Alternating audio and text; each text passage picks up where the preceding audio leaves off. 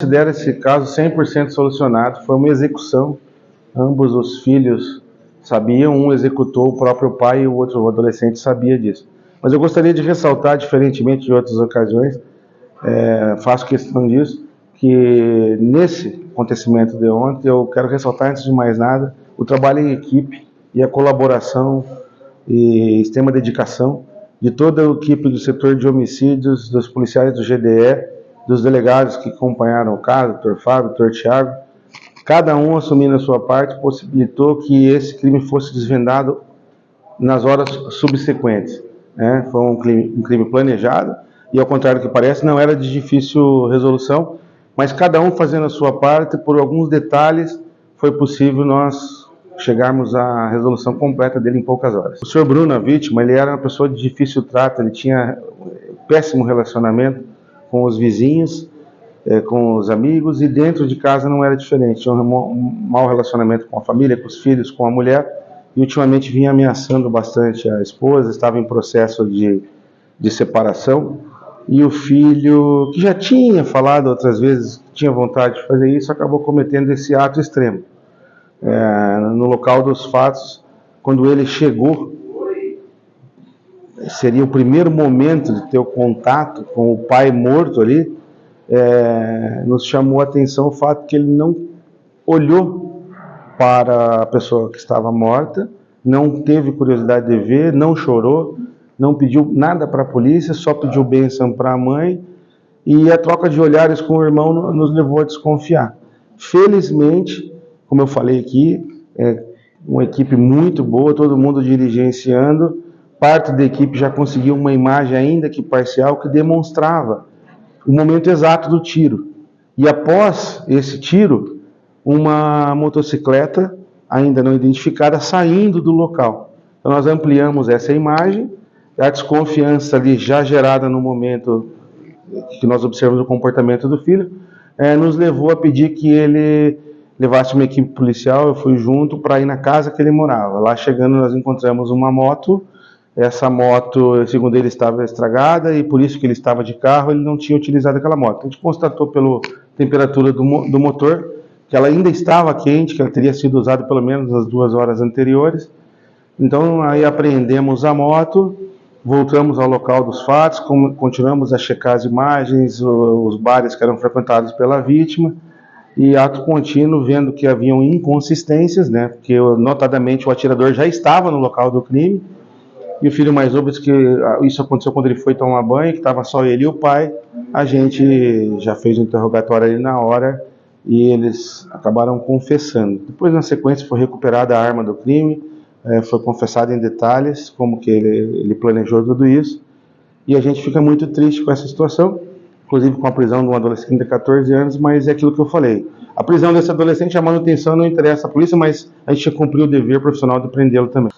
Na realidade, como aconteceu ontem, deu tempo apenas de checar a arma e ver se ela tem origem lista. É uma arma que não tem cadastro, possivelmente Paraguai. Nós não sabemos ainda se ele tem passagem enquanto adolescente, é possível que tenha, isso aí é mais difícil de checar, e ele não tem incidentes criminais. Veja bem, ali no local do crime, quando o adolescente abriu primeiro para a polícia tudo que estava vendo, e ele falou que o pai afiava a faca na parede enquanto a mãe dormia, que eles dormiam no mesmo quarto em camas separadas.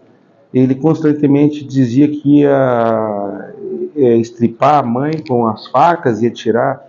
Era uma ameaça muito violenta, moral. E ele, quando ele me contou esse fato, que ele ficava afiando as facas ali para provocar a mãe e tal, eu pedi para ver as facas e ele falou: minha mãe escondeu. E aí ele mostrou onde acontecia isso. Então tinha um esconderijo dentro da cozinha, onde a mãe escondia por medo de morrer. Escondia essas facas. Essas facas foram apreendidas, Então, assim, nós não temos dúvidas da versão apresentada pelo adolescente de que a vítima era uma pessoa realmente de difícil trato e que ameaçava a mãe. A mãe foi ouvida ainda ontem. Então, por isso que a gente considera que a motivação está explícita, O filho fez isso porque não aguentava mais ver a mãe sendo ameaçada, achincalhada, e acabou cometendo esse ato. Ele tinha uma mágoa muito grande do pai dele, anos atrás, quando ele colocou o brinco, o pai dele sorrou ele na rua, na frente de todo mundo, expulsou de casa, ficou uma semana fora. Então, a coisa é uma mágoa que já vinha e desembocou, né, nessa premeditação, nesse ato extremo. E, repito, parabéns à equipe toda aí que desvendou em tempo recorde. Segundo a mãe, em outras ocasiões pretéritas, antes de sair de casa, um ano atrás, e também depois de sair de casa, que ele falava assim, o velha merece levar um tiro. Então, assim, a ameaça concreta contra o pai, a gente não tem nada aqui registrado. Nós tem boletim da mãe por violência doméstica, ameaça dele. Então era uma coisa que ele desenvolvia já há algum tempo essa ideia, né? E dessa feita ele tomou a coragem de fazer e ficou esperando o pai chegar da pescaria, ficou ali algumas horas esperando e teve a coragem de cometer esse ato extremo. E também não temos a menor dúvida que não houve a menor possibilidade de reação por parte do pai. Como eu falei, tinha sangue dentro do freezer, né? A gente entende que ele estava com o freezer aberto, mexendo com os peixes quando levou o tiro. Bom, eu sempre tenho falado isso em todos esses crimes que acontecem aqui em Toledo. A Polícia Civil tem que apurar as circunstâncias, os fatos, os detalhes, tem que levar para o Poder Judiciário o máximo de detalhes possível. Lógico que é um homicídio agravado, a pena é alta, mas isso quem vai decidir quais serão realmente os agravantes do crime é o Ministério Público, dono da ação penal, com base naquilo que a gente vai produzir ainda.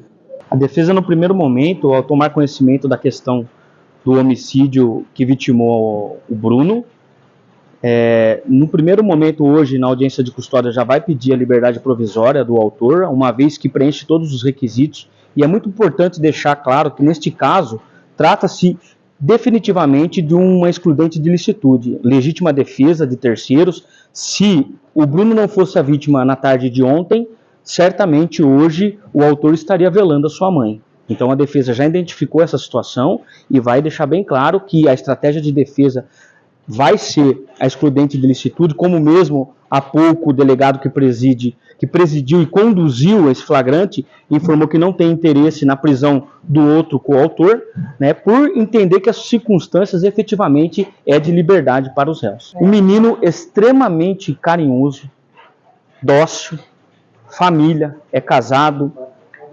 trabalha, estuda. Então nós estamos diante de um caso que às vezes a própria mídia precisa divulgar. A pressão psicológica dentro dos lares. Uma família de um casamento de 23 anos entre o pai e a mãe, onde a vítima, infelizmente, era uma pessoa que detinha muita agressividade na tratativa com seus familiares, inclusive com os vizinhos. A defesa vai estar apresentando, se entender necessário, algumas testemunhas como vizinhos, que não tinha diálogo. Já fizemos inicialmente na madrugada de hoje uma investigação e foi detectado 2 instrumentos que seriam utilizados pela vítima para matar a sua esposa na tarde de ontem. Ele mora numa chácara e, por se tratar de uma chácara, o ex-presidente da República disponibilizou o registro de armamento para quem trabalha na zona rural. Então o Lucas, por preencher todos os requisitos de uma pessoa de bem, conseguiu a arma comumente como um cidadão de bem consegue. A condição do registro é uma condição extra-processo. A arma foi adquirida de forma legal.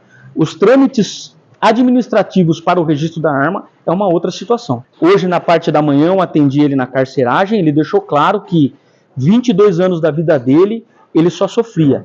22 anos ele via a mãe sofrendo. O outro coautor, que é menor de idade, possivelmente passa por tratamento psicológico ou irá passar em virtude das atitudes da vítima.